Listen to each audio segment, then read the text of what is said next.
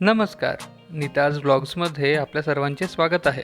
तुम्ही विचार करत असाल की नीताज ब्लॉग्समध्ये नीताऐवजी हे कोण आलं? तर जसं की आपल्या चॅनलचं नाव आहे नीता मृणाल गोसावी, त्यातला मी मृणाल गोसावी म्हणजेच नीताचा नवरा. सोमवारी माझ्या लहानपणीच्या मित्राचं लग्न असल्याने आमचं ठाण्याला जायचं ठरलेलं, पण त्यावेळी ट्रेनचं तिकीट कन्फर्म न झाल्याने आता मी एकटाच दिवा पॅसेंजरने ठाण्याला जात आहे. व्हिडिओच्या शेवटी मी मला आलेला एकूण खर्च पण सांगणार आहे, म्हणून ही व्हिडिओ शेवटपर्यंत नक्की पहा. चला तर मग सुरू करूया आजची ही व्हिडिओ. आपण ट्रेनचं तिकीट घेतलं आहे.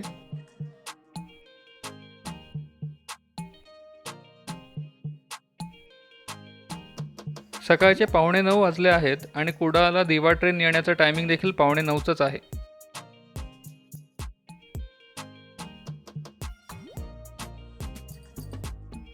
या ॲपवर आपल्याला दिसत आहे की ट्रेन 15 मिनिटं लेट आहे. आता ट्रेन झारा स्टेशनला पोहोचली आहे.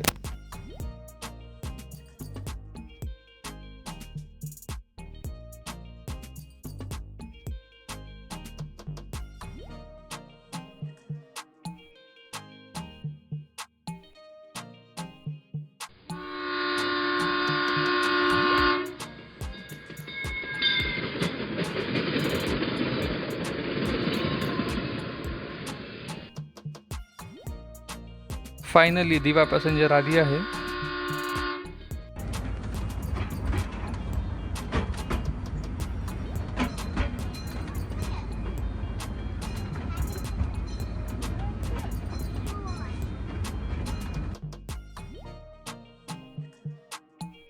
लकीली मला दरवाजा शेजारची सीट मिळाली आहे. सध्या तरी ट्रेन रिकामीच आहे. चला, ट्रेन सुरू झाली. आपण पाहू शकतो स्टेशन बऱ्यापैकी रिकामे झालं आहे.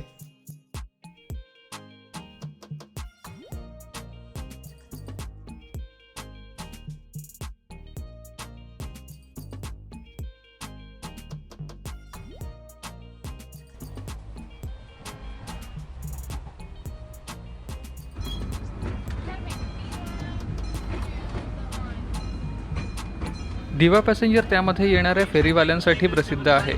दिवा पॅसेंजरला पॅन्ट्री कार नसल्याने खाण्यापिण्यासाठी येणाऱ्या फेरीवाल्यांशिवाय पर्याय नाही.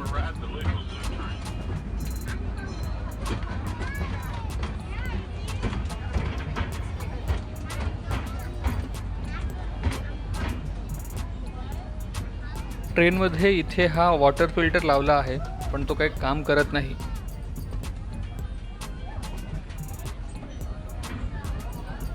इथे हा वॉश बेसिन आहे. याला आता तरी पाणी आहे, पण आरसा नाहीये.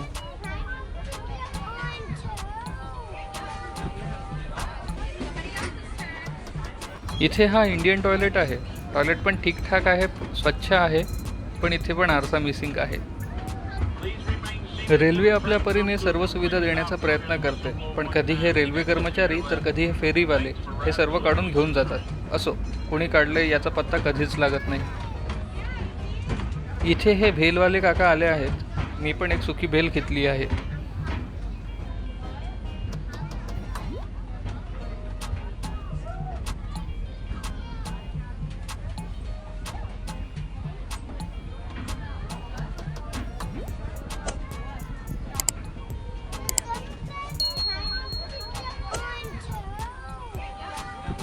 भेल एवढी काही खास नाहीये. मी घरी खायला हे बंगाली खाजा पण घेतलं आहे. हा मालवणचा स्पेशल चिवडा माझा फेवरेट आहे. मी तो पण घेतला आहे. आता ट्रेन कणकवलीला पोचली आहे.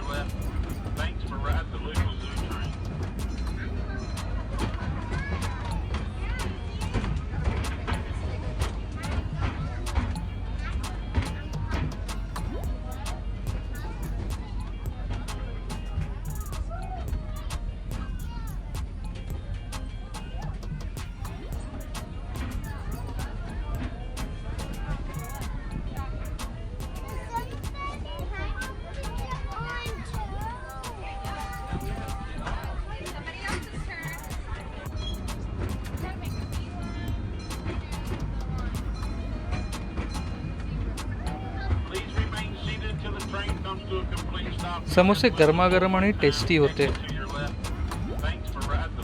हे खारेपाटणला नवीन स्टेशन बनते, त्याचं इलेक्ट्रिफिकेशनचं काम सुरू आहे.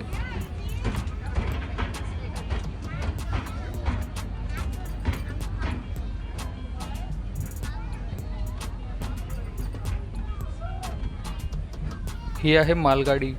मालगाडीने रेल्वेद्वारा मालवाहतूक केली जाते. आता आपली ट्रेन पोहोचली आहे सौंदर्याला.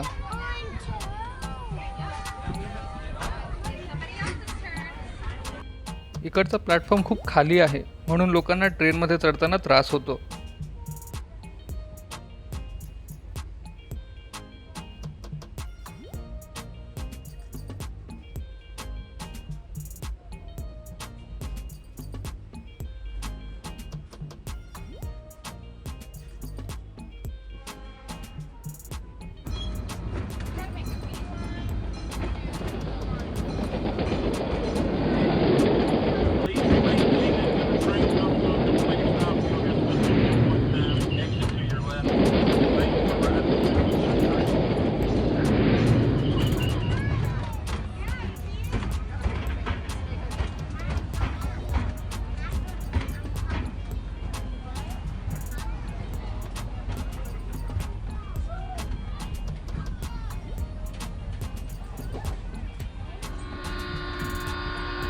ही आहे कोकण रेल्वेची रोरो सेवा. अतिशय लांबचा प्रवास करणाऱ्या अवजड वाहनांसाठी रोरोचा पर्याय अतिशय उपयुक्त आहे.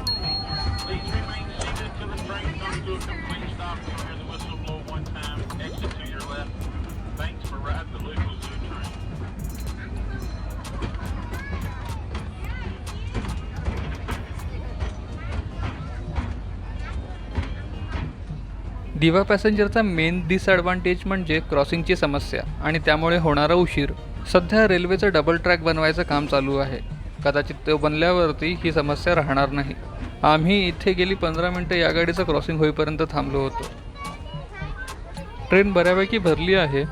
मी माझी सीट इथे या काकांना बसायला दिली आहे. ते बराच वेळ उभे होते.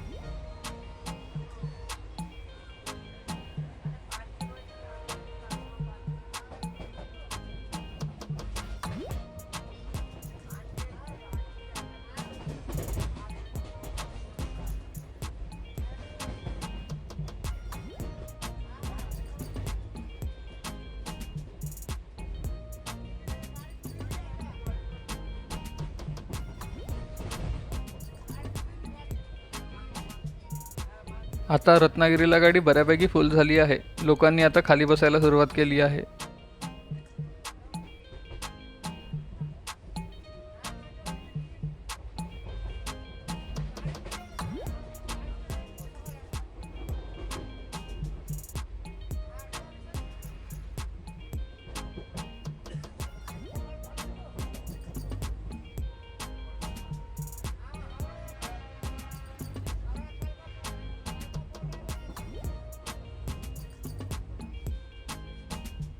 आता तर ट्रेनमध्ये पाय सोडायला पण जागा उरली नाहीये.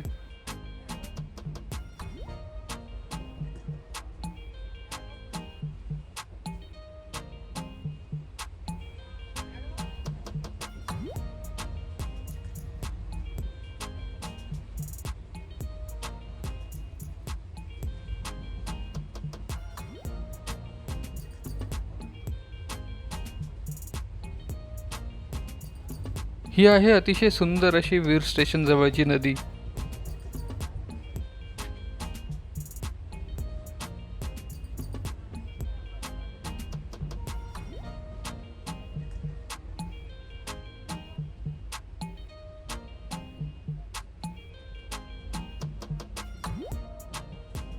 हे कंटेनर्स दिसू लागले म्हणजे आपण पनवेल स्टेशनच्या जवळ पोचलो आहोत असं समजायचं.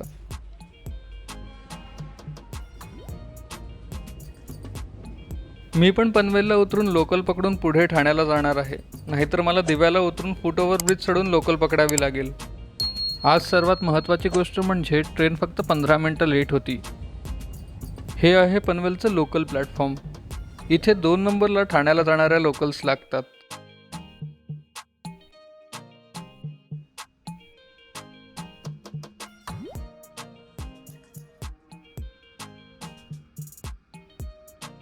लोकल आली आहे आणि आता मी तुम्हाला आज दिवसाभरात मला आलेला खर्च सांगणार आहे. सर्वात आधी ट्रेनचं तिकीट 185 रुपये, नंतर मी 20 रुपयाची भेळ घेतली, 100 रुपयाचं खाजं, 40 रुपयाचा वऱ्हाडी चिवडा, 10 रुपये शेंगदाणे, 10 रुपये वाटाणे, 30 रुपयाचे समोसे. नंतर मी माणगावजवळ असताना चायनीज भेळ पण घेतली होती, पण खूप गर्दी असल्याने रेकॉर्ड करता नाही आली. भेळ खूप तिखट होती, त्याचे 20 रुपये. अशा प्रकारे मला एकूण 395 रुपये खर्च आला.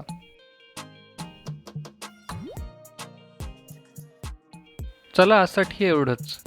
तुम्हाला आजची ही व्हिडिओ कशी वाटली आम्हाला नक्की कळवा. व्हिडिओ आवडला असेल तर लाईक करा आणि सबस्क्राईब करायला विसरू नका. भेटू तर मग पुढच्या व्हिडिओमध्ये नव्या ब्लॉगसह. तोपर्यंत धन्यवाद.